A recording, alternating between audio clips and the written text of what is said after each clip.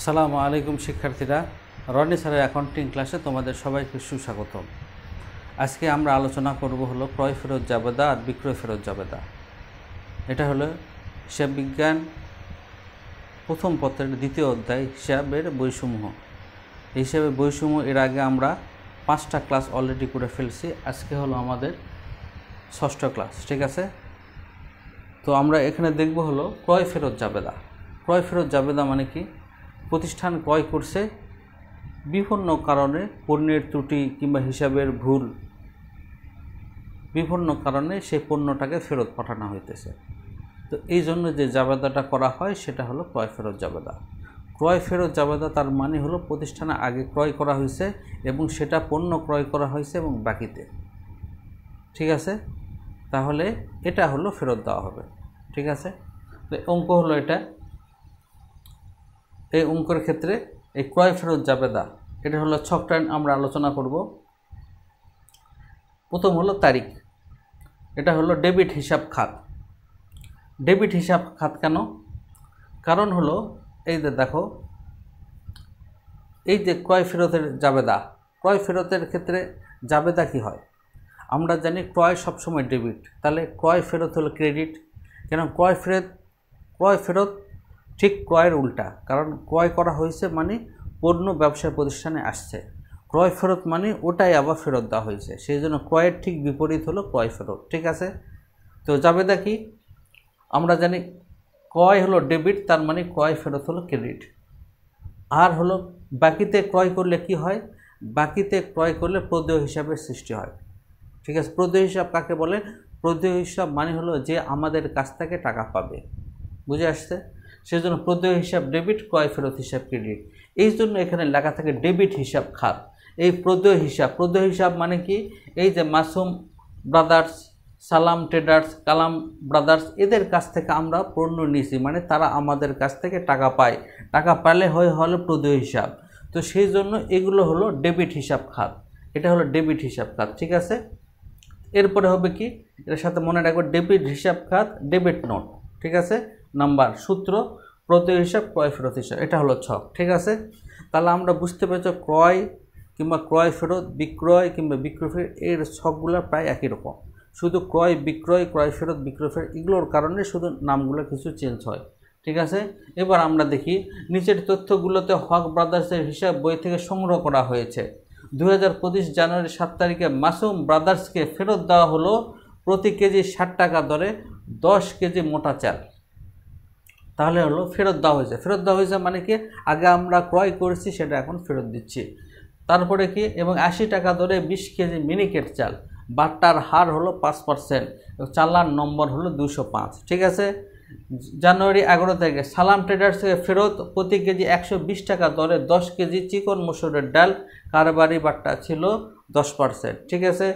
আবার 27 তারিখে কালাম ব্রাদার্সকে ফেরত 20 কোটা দুধ, প্রতি কোটা 100 টাকা করে, কারবারি বাট্টা 5%, ঠিক আছে? আর অঙ্কটা বুঝবো কীভাবে? এটা ক্রয় ফেরত জাবেদা, এখানে স্পষ্ট লেখা থাকবে যে ক্রয় ফেরত জাবেদা প্রস্তুত করো। এবার আমরা অঙ্ক করব, ঠিক আছে? তো প্রথম হলো কি? মাসুম ব্রাদার্স ফেরত আসছে কি? প্রতি কেজি 60 টাকা দরে 10 কেজি, প্রতি কেজি 60 টাকা যদি হয় তাহলে হলো 10 কেজি হলো 600 টাকা, ঠিক আছে? এরপরে কি? 80 টাকা করে 20 কেজি মিনিকেট চাউল, তাহলে হলো 1600, তাহলে কত হয়? 1600, তাহলে টোটাল কত হয়? 2200। বাট্টা কত? এখানে স্পষ্ট লেখা আছে, বাট্টা হলো 5%, 5% বাট্টা, 2200 5% বাট্টা কত হয়? দেখো 2200 10% বাট্টা হয় হলো 220 টাকা। একটা শূন্য, 10% মানে একটা শূন্য কাটা, 220, 220-এর অর্ধেক কি? 110, ঠিক আছে? মাইনাস, এটা হলো বাট্টা। তোমরা এটা খাতায় ক্যালকুলেশন করে দেখাবে, ঠিক আছে? তাহলে কত হলো এখানে? 009, এখানে হলো 2, 8,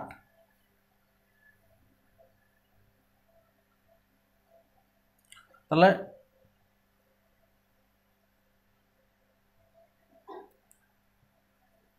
তাহলে 220 থেকে যদি 2200 2200 থেকে জমি আমরা 110 বাদ দিই, তাহলে কত পাই? 2090। ঠিক আছে, তাহলে এখানে কত আসবে? এখানে আসবে হলো, এখানে শুধু আমরা অ্যামাউন্ট লিখব। ঠিক আছে, ক্যালকুলেশান বাইরে দেখাতে হবে। তাহলে প্রথমটা হয়ে গেল, একেবারে সহজ অঙ্ক। ঠিক আছে, এরপরে কি? জানুয়ারি 11 তারিখ, জানুয়ারি 11 তারিখ, 11 তারিখ কি বলতেছে? সালাম ব্রাদার্সকে ফেরত প্রতি কেজি 120 টাকা দরে 10 কেজি চিকন মসুরের ডাল। তাহলে আমরা এখানে নাকি সালাম ট্রেডার্স,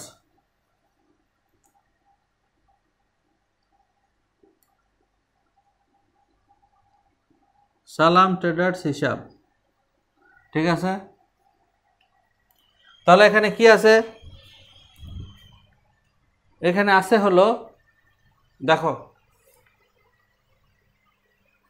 120 টাকা দরে 10 কেজি, তার মানে 1200 টাকা।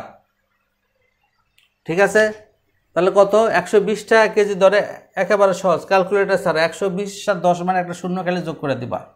তারপরে কি? বারটা কত? বারটা হলো 10%, 10% মানে হলো 120। আমরা জানি 10% মানে 1200 একটা শূন্য শুধু কাটা দিতে হবে। ঠিক আছে, তাহলে আমরা কত পাইতেছি? এখানে হলো 80, এখানে হলো 0। তাহলে 1200 থেকে যদি আমরা 120 বাদ দেই, তাহলে কত পাবো? 1080। এরপর হলো জানুয়ারি 27, এটা কি? এটা হলো কালাম ব্রাদার্স,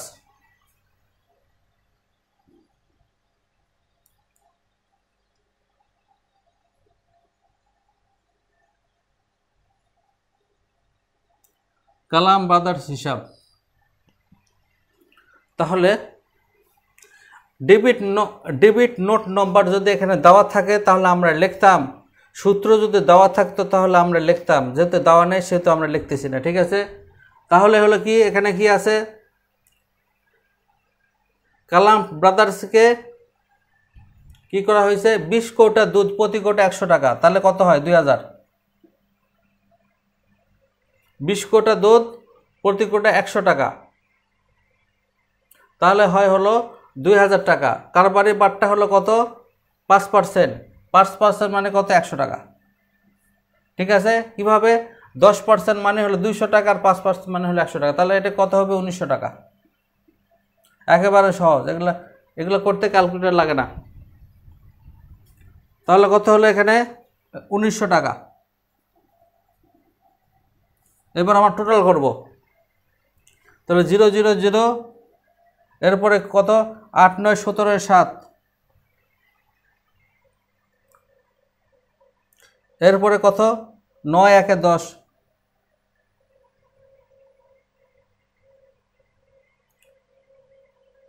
এক ছিল 2 3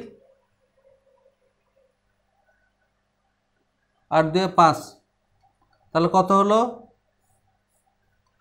টোটাল হলো 5070 টাকা।